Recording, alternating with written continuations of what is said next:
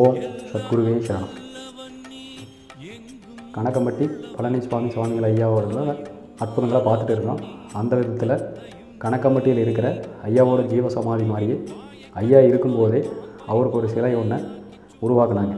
அந்த சிலை இப்போ நாமக்கல், அதாவது நாமக்கல்லேருந்து திருச்சி போகிற வழியில் ரெட்டிப்பட்டிங்கிற இடத்துல அவரோட பக்தர் ஐயா வாழ்ந்த காலத்தில் ஐயா பல அற்புதங்களை அவருக்கு நிகழ்த்தியிருக்கிறாரு. அவர் இருக்கும்போதே ஐயா இருக்கும்போதே அச்சு பதிக்காத, விளம்பரம் பண்ணாதேன்னு எல்லாத்துக்கும் சொல்லியிருக்கிறாரு. ஆனால் இந்த சிலை மட்டும் ஐயா இருக்கும்போதே உருவாயிருக்குது. அதை ஐயாவே சொல்லியிருக்காங்க. அண்ணாமலையாருக்கு ஒரு சிலை செய்கிறாங்கடா, அது என்ன மாதிரியே இருக்குதுடா அப்படிங்கிற மாதிரி எல்லாம் ஐயா சொல்லியிருக்காரு. அந்த மாதிரி அற்புதத்தெல்லாம் ஐயா ஜெயமோகன் சாமி ஐயா அவர்களே அவர்களோட வாயால் இப்போ சொல்ல போகிறாங்க நம்மளுக்கு. ஏன்னா அவர் சொல்லும்போது தான் அந்த அற்புதம் அப்படியே ஐயாவோட வாழ்ந்ததை அப்படியே சொல்லியிருக்காரு. கேட்க எங்களோட கண்ணிலேயே தண்ணி வந்துடுச்சு. ஏன்னா ஐயாவோட அவர் ரொம்ப நாள் இருந்திருக்கிறாரு. பல அற்புதங்களை ஐயா நிகழ்த்தியிருக்கிறாரு. பஞ்சபூதங்களையும் கண்ட்ரோல் பண்ணி காட்டினதெல்லாம் அவர் விளக்கமாக சொன்னார் எங்ககிட்ட. அதையெல்லாம் உங்களுக்கு நீங்களும் தெரிஞ்சுக்கணும்னு தான் இந்த வீடியோவை நாங்கள் அங்கே போய் எடுக்க போனோம். ஏன்னா நாங்கள் ஏற்கனவே அங்கே 2-3 தடவை ஐயாவை போய் பார்த்துருக்குறோம். அதே மாதிரி இந்த தடவை போய் பார்த்து நான் உங்களுக்காக இந்த வீடியோவுக்கு அவரை சம்மதிக்க வச்சு அவர் இந்த வீடியோவில் நம்மளுக்காக நிறைய சொல்லியிருக்காரு. வாங்க போய் கேட்கலாம் வாங்க.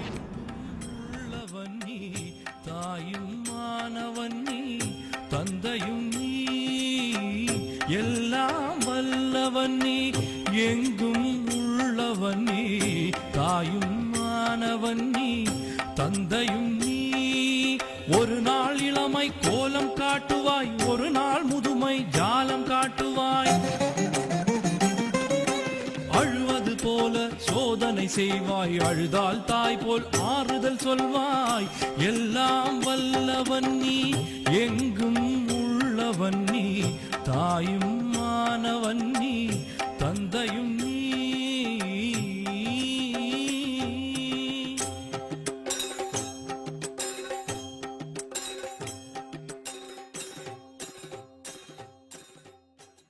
ஓம் சத்குருவே சரணம். ஓம் சத்குருவே நம ஓம். ஓம் சச்சிதானந்தமே நம ஓம். ஓம் சத்குரு சச்சிதானந்த கணக்கன்பட்டி காளிமுத்து சாமியே நம ஓம் நம ஓம் நம ஓம். நாமக்கல் சத்குரு ஜீவ ஆலயத்திலிருந்து ஜெயமோகன் சாமி பேசுகிறேன். நம்ம கணக்கம்பட்டி ஐயாவை பற்றி இன்றைக்கு நிறைய பேர் அறிந்து வைத்திருக்கிறார்கள். இருந்தாலும் அவர் வாழ்ந்த காலத்தில் நாங்களாம் கூட இருந்ததுனால நிறைய அற்புதங்களை நாங்கள் பார்த்துருக்கோம். அதில் என்னை பொறுத்த வரைக்கும் முன்னாடி அவர் போயிட்டு இருந்தார், நான் பின்னாடி போனேன்.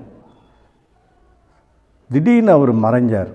எங்கே காணமேன்னு நான் தேடிட்டு இருக்கும்போது பின்னாடி நின்றுட்டு நான் பின்னால் இருக்கேன், நீ கிழக்க போடா அப்படின்னார். அப்போது எப்படி மறைந்தார்? நான் ஒரு காலத்தில் சித்தாந்த புருஷர்களெல்லாம் நம்பாமல் இருந்தேன். இவர் மறைந்தது ஒரு மிகப்பெரிய அதிசயமாக இருந்தது. அதுக்கப்புறமா ஒரு நாள் மதியம் ஜக்கம்மா தோட்டத்தில் நாங்கள் 3 பேர் தான் இருந்தோம். எங்களை எல்லாம் வேலை செய்ய வச்சுட்டு படுக்க வச்சுருந்தார். வெயில், சரியான வெயில், பக்கத்தில் படுத்து கொஞ்சம் கூட நகர முடியாத அளவுக்கு சூடு, வெப்பம் இருந்தது. அந்த நேரத்தில் ஐயா என்ன பண்ணார், துண்டை எடுத்துகிட்டே போனார். மழையே வானார். மழை வந்தது பார்த்தேன். சடச்சடச்சடன்னு எங்கேருந்து கருமேகம் வந்ததோ டக்குன்னு சூரியனை மறைச்சி மழை வந்தது. அப்புறம் சூரியனே வானார். அந்த கருமேகம் மறைஞ்சி சூரியன் வந்தது. இந்த மாதிரி 3 தடவை செய்து காட்டினார். அதே மாதிரி ஒரு காற்றை இப்போ தான் எல்லாம் தென்னை மரம், கணக்கம்பட்டியில் தென்னை மரம் மற்ற மரங்கள்லாம் இருக்குது. அப்போ எல்லாம் கணக்கம்பட்டியிலேருந்து உள்ளே நுழைஞ்சோம்னாவே எல்லாம் பொட்டல் காடாக இருக்கும். அது மானாவரி தோட்டம்தான். இப்போ எல்லாம் தென்னை மரம்லாம் வச்சு கொஞ்சம் வளர்ச்சி அடைஞ்சிருக்கு. அன்னைக்கெல்லாம் சுழல் காற்று அங்கே அடிக்கடி வரும். ஒரு வாட்டி சுழல் காற்று வந்த பிறகு நான் மட்டும்தான் போயிருந்தேன். என்ன அங்கே பனைமரம் ஒன்று இருக்கும், இன்றைக்கும் இருக்குது அந்த பனைமரம். பனைமரத்து பக்கத்தில் உட்கார வச்சார். இருந்து பார்த்துக்கூடா சாமி, நான் வரேன் அப்படின்னு திரும்பி போனார். நான் ஒரு 5 நிமிஷம் கழித்து திரும்பி பார்த்தேன், இவரையும் காணோம். ஏன்னா பின்னாடியும் பொட்டல் காடு தான், எப்படா இவர் மறைஞ்சாருன்னு எனக்கு ஒரு மனசில் ஒரு எண்ணம். அப்புறம் ஒரு சுழல் காற்று கிட்டத்தட்ட அது 200 ஒரு 1/2 கிலோமீட்டருக்கு அது சுற்றி வருது.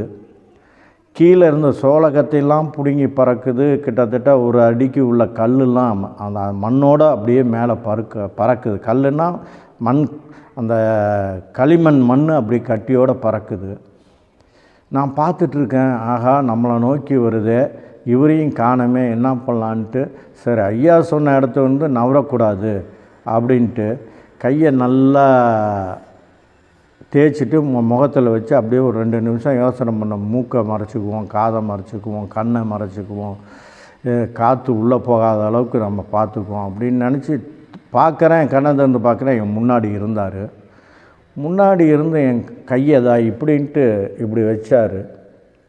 காற்று வந்துட்டுருக்கும்போது கரெக்டாக ஒரு 20 அடி வரும்போது இப்படின்னாரு, இந்த பக்கம் போச்சு, இப்படின்னாரு, கீழே இறங்கிச்சு. அந்த இடம் கிட்டத்தட்ட ஒரு 6 அடி மண்ணாயிடுச்சு. மண்ணானது பார்த்து இல்லை, ஒரு 10 நிமிஷம் விழுந்துட்டுருக்கு. நானும் அவரும் மட்டும்தான் பார்க்குறோம்.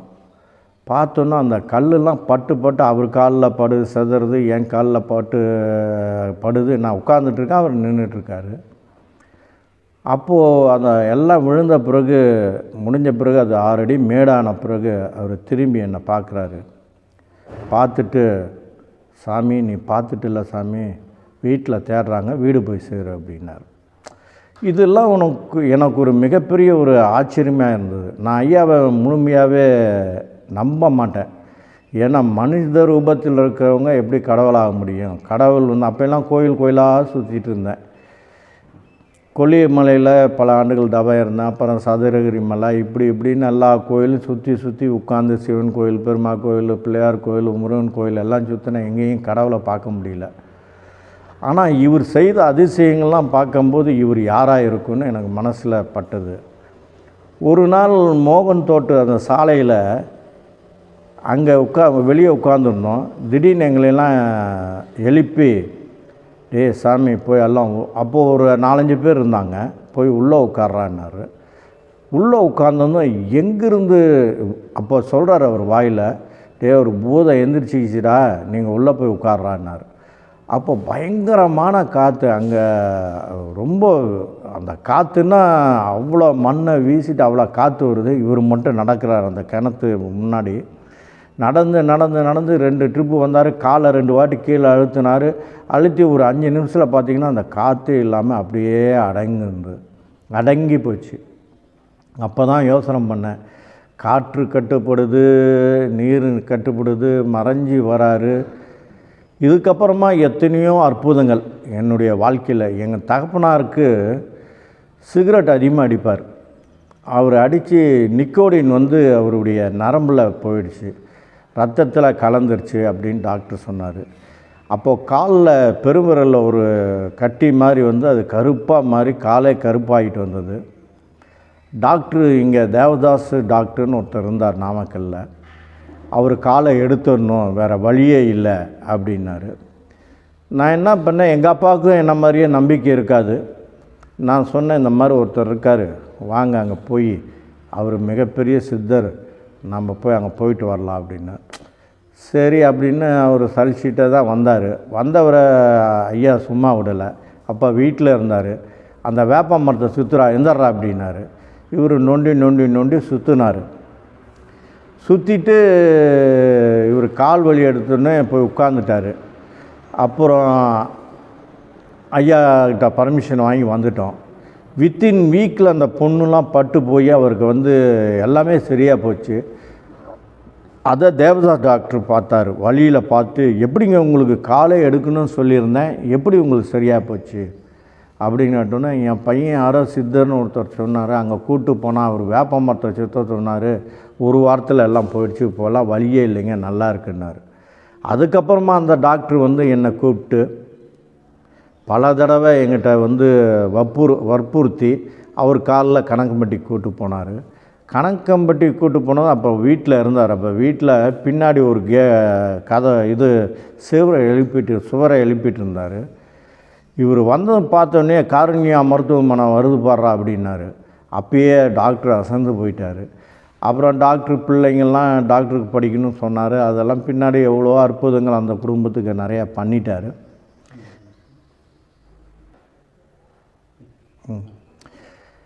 இந்த மாதிரி இது ஒரு சம்பவமாக இருக்குங்களா. அதுக்கப்புறமா நான் சோதித்ததை சொல்கிறேன். நான் ஒரு நாள் ஐயா இப்போது ஒரே ஒரு வேப்ப மரம் தான் இருக்கும், அவருடைய ஜீவ சமாதி அந்த பக்கம். அங்கே 4 வேப்ப மரம் இருந்தது. அந்த 4 வேப்ப மரத்திட்ட என்னெல்லாம் உட்கார சொல்லியிருந்தார். அப்போ என்கிட்ட பக்கத்தில் ஒரு பாட்டு படித்தார். 3 எழுத்தில் மூச்சு இருக்கும், முடிந்த பின்னால் பேச்சு இருக்கும், உள்ளம் என்கிற ஊர் இருக்கும், ஊருக்குள் எனக்கு ஒரு இடம் இருக்குன்னு சொல்லிட்டு போனார். எதுக்கு என்கிட்ட இதை படித்தார் அப்படின்னு எனக்கு மனசில் ரொம்ப ஒரு ஆதங்கமாக இருந்தது. சரி, அன்றைக்கி வீட்டுக்கு அனுப்பிச்சிட்டார். வீட்டுக்கு அனுப்பிச்சோன்னா என்ன பண்ணேன், அடுத்த நாள் காலையில் உண்மையான ஒரு சித்தாந்த புருஷராக இருந்தால் இன்றைக்கி டிவியில் அந்த பாட்டை நான் கேட்டாகணும் அப்படின்னு மனசுக்குள்ளே போட்டேன். டிவி ஆன் பண்ணேன். டிவி கரண்ட் இல்லை. சரின்னு குளிச்சுட்டு உட்காந்து உப்புமா சாப்பிட்டுட்ருக்கேன். திடீர்னு ஞாபகம் டிவி ஆன் பண்ணுறேன். ராஜ் டிவியில் எடுத்தோன்னே அந்த பாட்டு.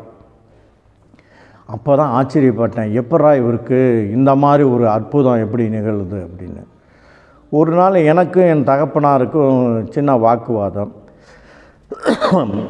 நான் என்ன பண்ணிட்டேன், நேராக மனசு சங்கடத்தோடு ஐயாட்ட வந்துட்டேன். ஐயா திட்டினார், நீ ஏன்டா அவன்கிட்ட போய் சண்டை போட்டுக்கிட்டு இருக்கிறப்போ உட்கார்றான்னாரு. உட்கார்ந்தேன். அப்புறம் என்ன மறுபடியும் கூப்பிட்டு வாய்க்கு வந்தபடிலாம் கெட்ட வார்த்தையில் அவ்வளோ திட்டு என்ன துரத்திட்டார். நான் மனசு சங்கடத்தோடு வரேன்.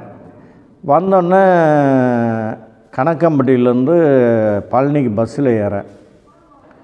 அப்போது ஒரு பாட்டு வருது, நெஞ்சுக்குள்ளே என்னான்னு சொன்னால் புரியுமான்னு ஒரு பாட்டு வருது. உண்ணாமல் உறங்காமல் உன்னால் தவிக்கும் பொண்ணுமணின்னு ஒரு பாட்டு வருது. நான் இப்போ என் மனசு தோணுது எனக்கு, ஆஹா என்னை நீ கூல் பண்ணுறதுக்கு இந்த பாட்டு பாடுறியா அப்படின்ட்டு பழனியில் போய் இறங்குறேன். பழனியில் இறங்கினோன்னே அங்கே கரூர் வண்டி ஏறுறேன். அப்போது மனசில் போடுறேன், என்னை சமாதானப்படுத்துறதுங்கிறது நீ முடிவு பண்ணிட்ட, இப்போ இந்த பஸ்ஸில் அந்த பாட்டு பாடுமா அப்படின்னு அவர்கிட்ட மனசுக்குள்ளேயே போட்டேன். கரெக்டாக கணக்கம்பட்டி பழனிலேருந்து கணக்கம்பட்டி கிராஸ் பண்ணும்போது அந்த பாட்டு வருது. அப்படி ஆச்சரியப்பட்டு போனேன். சரி, அப்பயும் எனக்கு மனசு கேட்கல. சரி, எப்படியாவது டவுன் பஸ்காரன் அந்த ரூட் பஸ்காரனுக்கு கேசட்டை கொடுத்துருப்பான் அப்படின்ட்டு கரூரில் இறங்கினான். கரூரில் இறங்கினோன்னே என்ன பண்ணேன், கரூர் இறங்கினோன்னே வண்டி ரன்னிங்கில் இருந்தது. ஏறிட்டேன். ஏறிருந்தேன். இப்போ அந்த வண்டியில் எப்படியா காட்டிட்டேன், இப்போ இந்த வண்டியில் நீங்கள் அதே பாட்டு காட்டுங்க அப்படின்னா. கரெக்டாக இங்கே வேலூர் வரும்போது, நாமக்கல் பக்கத்தில் வேலூர் வரும்போது அதுலேயே அதே பாட்டு சோகமாக வருது. நான் அந்த படம்லாம் பார்த்ததில்லை. நான் சினிமாக்கெலாம் போய் கிட்டத்தட்ட 25 வருஷத்துக்கு மேலே ஆகுது, 30 வருஷம் ஆகுது. அப்போது அதே பாட்டு சோகத்தோடு வருது. அப்போ தான் ஆச்சரியப்பட்டேன், எப்படி ஒரு கம்யூனிகேஷனில் கூட மாற்றக்கூடிய ஒரு அமைப்பு ஐயாவுக்கு இருக்குது அப்படின்னா இவரால் எல்லாமே முடியுங்கிறத நான் அறிந்து கொண்டேன்.